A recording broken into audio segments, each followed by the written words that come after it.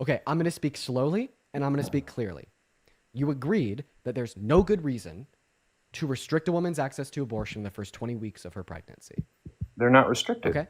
You then agreed, right, that laws such as the pro-life legislation we see in like what is it 35 of our states restrict a woman's access to abortion prior to 20 weeks. What that means is that those laws impede upon a woman's bodily autonomy without good reason. Okay, can we agree there? No, because they can go and get an No. abortion another way. Okay, so I just want to clarify In when Texas. when slavery was legal in the South but illegal in the North, slavery was not a human rights violations because if they didn't want to have their bodily autonomy restricted, they could have moved to the Union.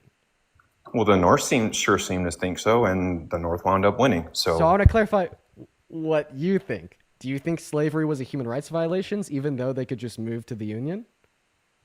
sure, yeah.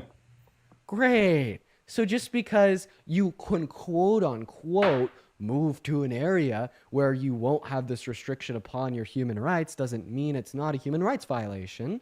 So because pro-life legislation restricts a woman's access to abortion and you think there's no good reason to restrict a woman's access to abortion as yourself described as being pro-choice, you think that that's unjustly infringing upon a woman's bodily autonomy without good reason, and you agreed that unjustly infringing upon somebody's bodily autonomy without good reason is a human rights violation. So what this means is that you think, at least necessarily and logically speaking, this is concluded from the principles you've shared, that restricting a woman's access prior to 20 weeks is a human rights violation. So I have a question. Should human rights be left up to the states or protected on the federal level? On the federal level, Great. So except, then you think that access to abortion should be protected on a federal level?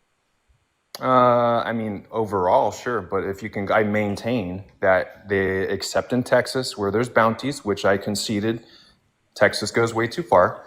They can order mifepristone through the mail, and they can go across state lines. They are not completely restricted. They said no abortions will be performed in XYZ state.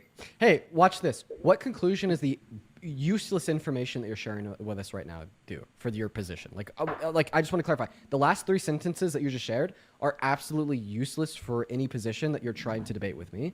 The reason why it's absolutely useless in the context of this debate is because you just conceded that abortion needs to be protected on the federal level, meaning that insofar as the principles that you hold to be the case towards abortion, that Kamala Harris was a better candidate as she wanted to protect it on the federal level for all American women and girls. Meanwhile, that Donald Trump wanted to give it to the states to legislate on, and you think that's a human rights violation, meaning that Kamala Harris was a better candidate than Donald Trump in the context of abortion.